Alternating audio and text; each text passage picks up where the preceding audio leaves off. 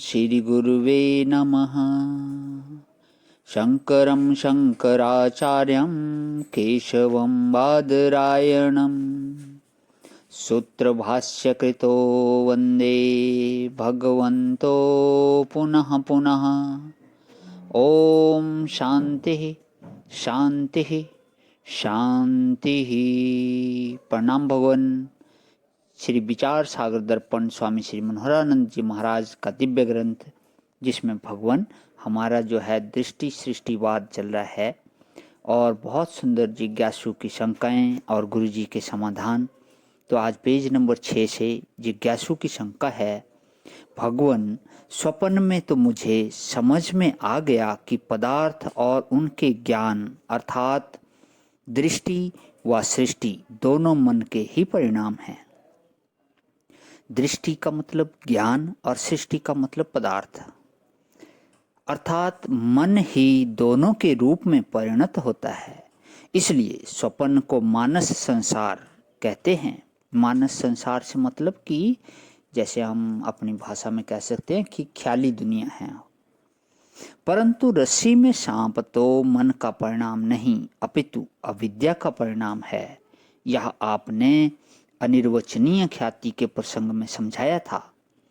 तो फिर रज्जु सर्प तथा सपने की तुलना कैसे होगी?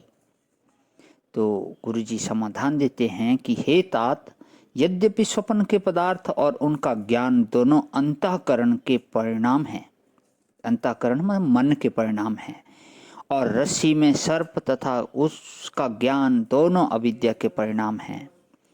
इस प्रकार अंतःकरण और अविद्या का भेद होने पर भी अनिर्वचनीय उत्पत्ति के दृष्टिकोण से अर्थात कल्पित होने के नाते दोनों समान हैं। दोनों को अनिर्वचनीय इसलिए कहा जाता है कि यदि स्वप्न के पदार्थ तथा रज्जु सर्प आदि सत होते तो उनका कभी भी अभाव नहीं होता, और यदि असत होते तो आकाश के पुष्पों की तरह प्रतीत भी नहीं होते। इसलिए इनको सत व असत से विलक्षण अनिर्वचनीय कहा जाता है। तो अब जिज्ञासु अगली शंका करता है, भगवान आपकी कृपा से यह तो समझ में आ गया कि स्वप्न के पदार्थ और रज्जु सर्प व सुक्ति रजत यानी कि सिप्पी में कल्पित चांदी, सुक्ति रजत भी बोलते हैं, आदि स्थलों में पदार्थ व उनके ज्ञान दोनों साथ ही में अनिर्वचनीय उत्पन्न होते हैं और साथ ही में नष्ट होते हैं।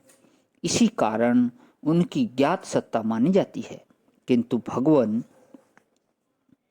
स्वप्न में बाहर की सूर्य चंद्र आदि ज्योतियों का तो प्रवेश है ही नहीं। स्वप्न में बाहर की सूर्य चंद्र आदि ज्योतियों का तो प्रवेश है ही नहीं।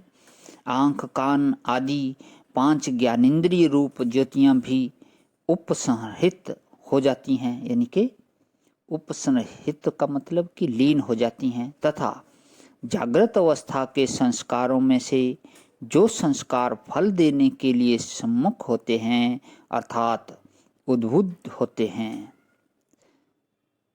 उन संस्कारों के अनुसार मन तो स्वयं ही स्वप्न ब्रह्मांडाकार हो रहा है।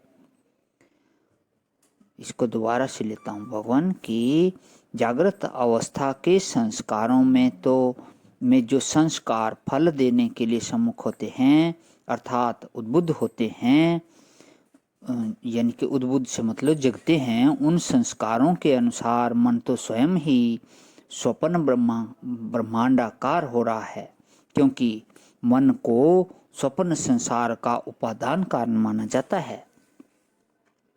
अतः मन भी संसार रूप प्रकाश्य कोटि में आने से वह स्वप्न का प्रकाशक बन नहीं सकता।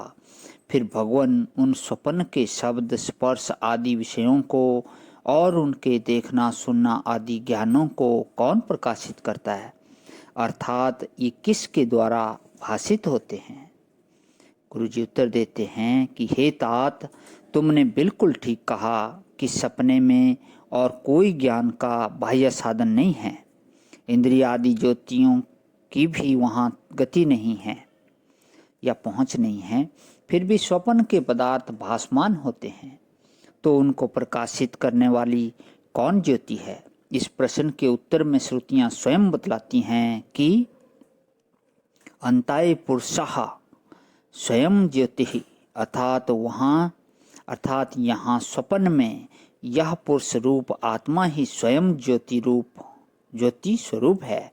अर्थात इस स्वयं प्रकाश साक्षी स्वरूप आत्मदेव के प्रकाश से ही, यानी कि ज्ञान से ही स्वप्न के विषय व उनके ज्ञान प्रकाशित होते हैं।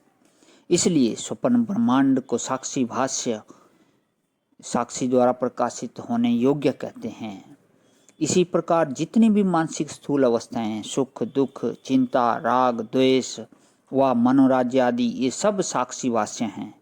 और रज्जु, सर्प, सुक्ति, रूप्य व मृग तृष्णा का जल आदि बाह्य कल्पित पदार्थ भी साक्षी भाष्य ही हैं।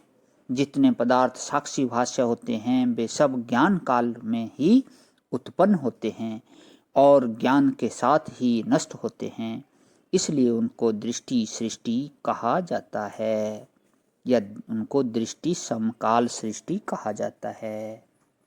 प्रणाम भगवान। ओम शांति शांति शांति।